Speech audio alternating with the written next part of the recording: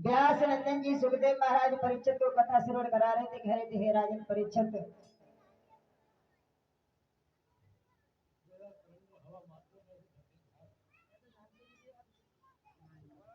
जब आइए देखते हैं गोपी चीर हरण के बारे में।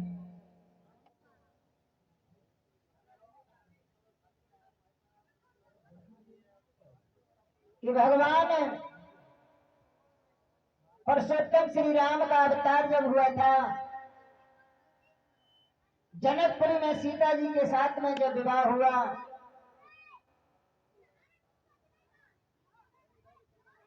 सीता जी के साथ में विवाह हुआ था। ये लड़कियां जितनी भी थी, त्रेता में सीता जी की सहेलियां थी, सखियां थी। भगवान श्री राम जनकपुरी में जब शादी करने के लिए गए थे,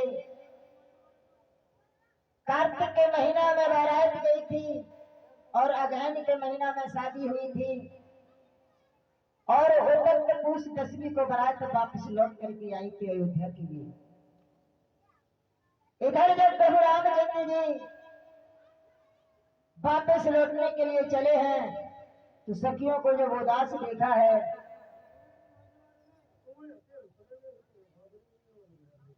जब सखियों को उदास देखा है, तो प्रभु रामचंद्र जी मैया सीता से कहने लगे हैं, सीते, ये तुम्हारी सब सखियां क्यों उदास हैं? तो मैया सीता ने प्रभु रामचंद्र जी ने जब पूछा है, तो कहने लगी हैं सखियां कि प्रभु, हम तो ये सोचते थे कि आप हमारे साथ में हर्षोल्लास खेले करेंगे, मगर हमारे जो अरमान थे वे अधूरे रह गए।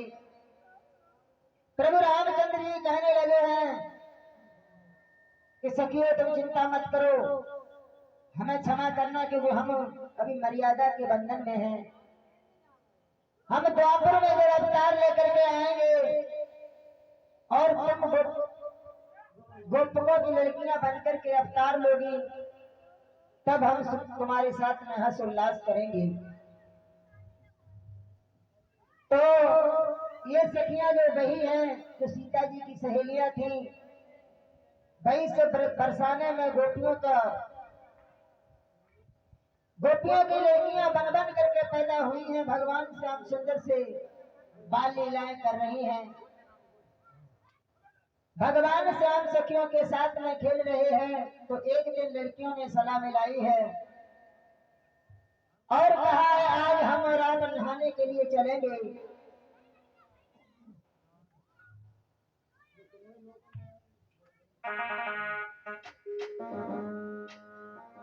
बताया है।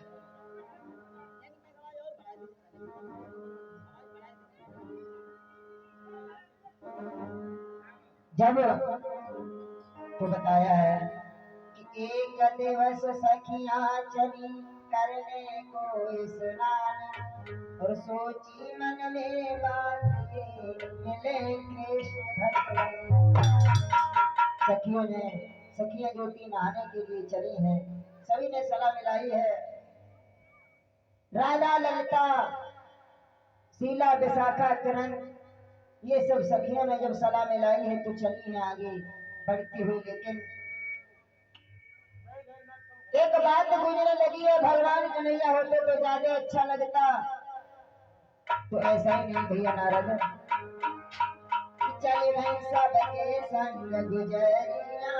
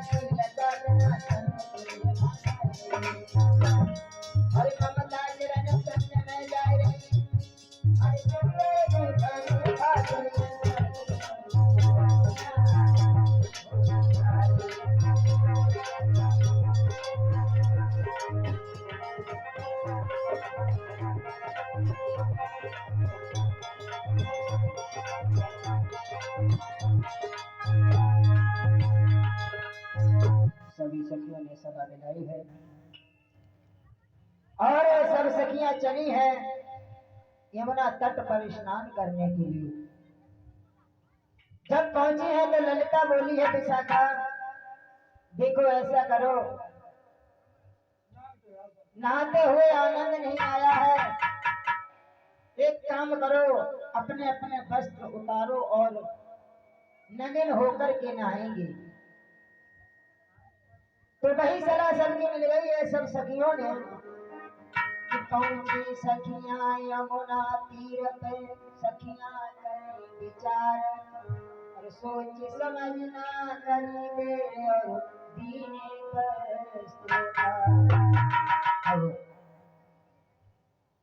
सखियों ने सबने अपने अपने वस्त्र उतार दिए हैं और बोले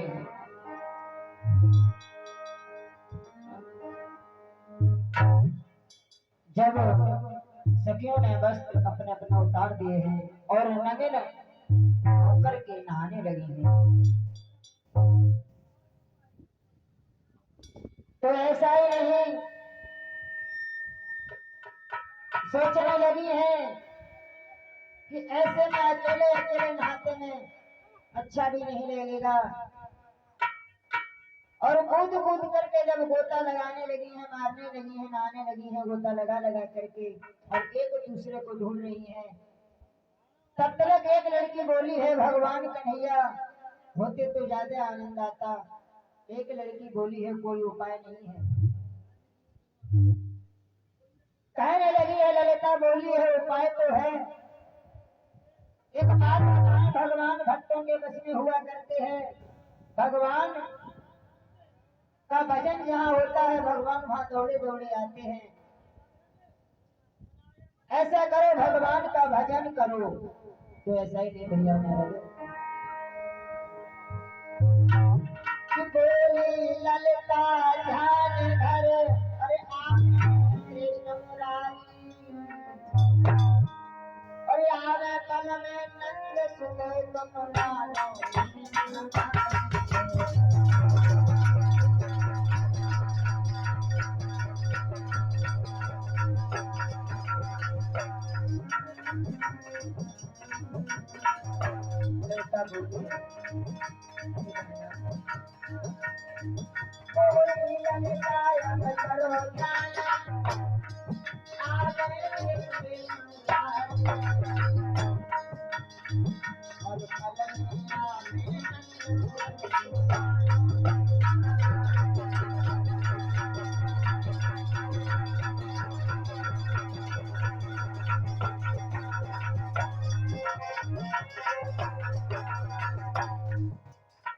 और ऐसा करो, उनका भजन करो। उसी समय सभी सखियां हाथ जोड़ करके पानी में खड़ी हो गई हैं और भगवान कन्हैया को बुला रही हैं। कैसे सुनो नंदलाला, तुम्हें तेरे खड़ी हो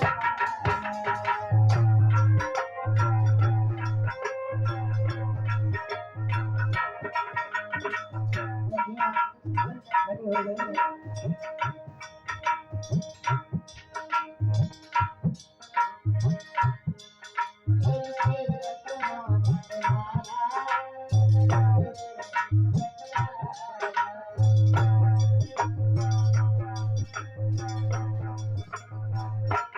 और बोलिए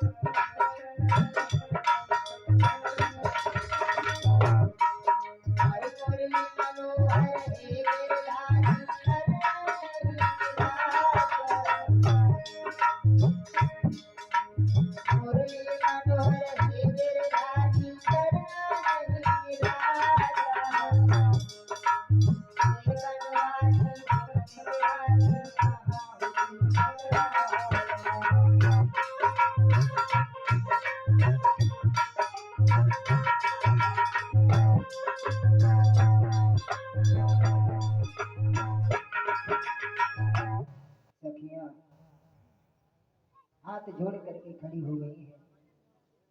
उन्हें ये ध्यान नहीं है कि हम बसते हैं, फिर भी भगवान का भजन कर रही हैं। सब सखियां भगवान के भजन में लीन हो गई हैं। तो उसी समय भगवान को कहाँ चैन करने वाला है। और बताया ये कि भगवान का कोई भेदभाव नहीं मानते हैं। भगवान को जो भी बुलाता है भगवान वहां अवश्य जाते हैं।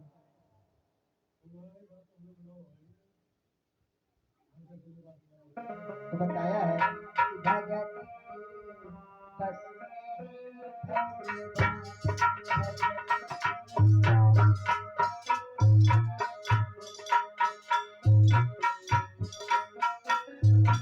बताया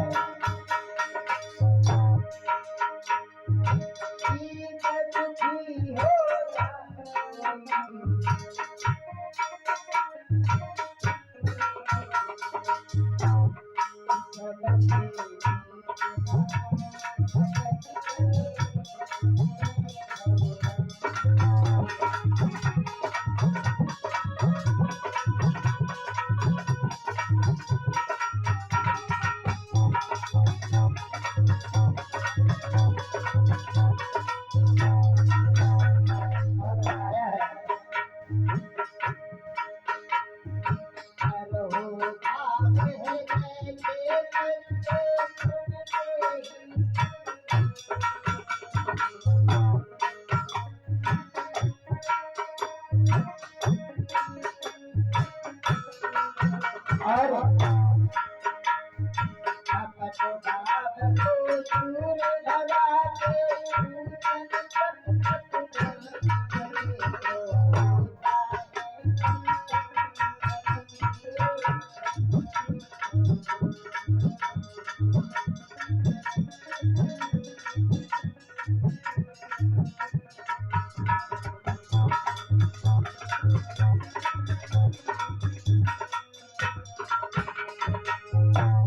बताया है भगवान हमेशा भक्तों के बस में हुआ करते हैं।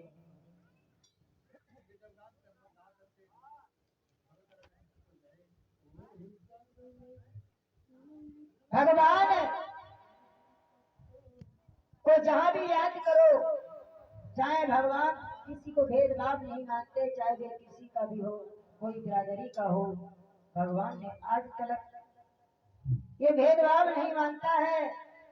मगर जब सखियों ने ये सखियों की जब प्रेम भरी आवाज सुनी है मुरलीधर ने, तो बताया भैया नारद कि प्रेम भरी फिर सुन के चलती ने गोपाल यमुना तट सखियों सहित पहुंच गए भगवान सखियों के बीच में पहुंच गए हैं और भगवान कूद गए हैं जल में और सखियों के साथ में नहाने लगे हैं। एकदम से सखियां कहने लगी है, श्याम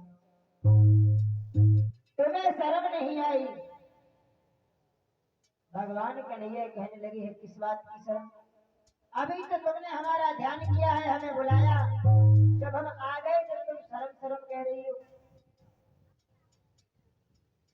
सखियां एकदम से झुलवाने लगी हैं। मगर भगवान कन्हैया बाहर से चले आते हैं। जब सखियों ने कहा है तुम्हें शर्म नहीं आई श्याम, हम नगिन होकर के नहा रहे हैं और तुम भागी भागी चले आए। तो जो ये बात कही है तो भगवान कन्हैया वहां से चले आते हैं और ललिता कहने लगी है सखियों ये तुमने अच्छा नहीं किया, भगवान नाराज हो गए हैं। आज के बाद जब कभी बुलाओगी तो भगवान नहीं आएंगे। तो उसी समय सखियां कहने लगी हैं श्याम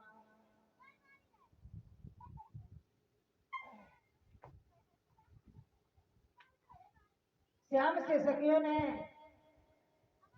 ये बात कही है तो भगवान वहां से चले आते हैं। सखियां दूसरे दिन फिर नहाने के लिए पहुंची हैं उसी तट पर। तो भगवान कन्हैया को उन्हें चैन नहीं पड़ा है तो भगवान कन्हैया पहुंच जाते हैं। उसी तरीका से अपने वस्त्रों को उतार दिया है, नंगिन होकर के नहाने जब लगी है तो भगवान कन्हैया ने श्याम ने चीर को उठाया है, उनके चीरों को और वृक्ष पर टांग दिया है और खुद भी वृक्ष पर चढ़ गई है। जब सखियों ने देखा है तो कहने लगी है ललिता कि हमारे वस्त्रों को कौन ले गया है। राधा कहने लगी है सखियों श्याम के सिवा और कोई नहीं हो सकता है। जब ये विचार आए हैं तो कहने लगी हैं कि श्याम तुम कहां पर छिपे हुए हो, हमारे चीर हमें दे दो, हमारे वस्त्र हमें दे दो। तो भगवान कन्हैया चुपचाप उसी वृक्ष पर बैठे रहे हैं और जब ज्यादा विनती की है सखियों ने तो श्याम कहने लगे हैं कि सखियों हम तुम्हें चीर ऐसे नहीं देंगे, तुम कितनी भी विनती करो चाहे कुछ भी कहो। कहने लगे चीर हम ऐसे नहीं देंगे और जब तलक नहीं देंगे चीर हम तुम्हें, जब तलक तुम हमारी बात नहीं मानो। एक लड़की बोली है श्याम यशोदा के लला घनश्याम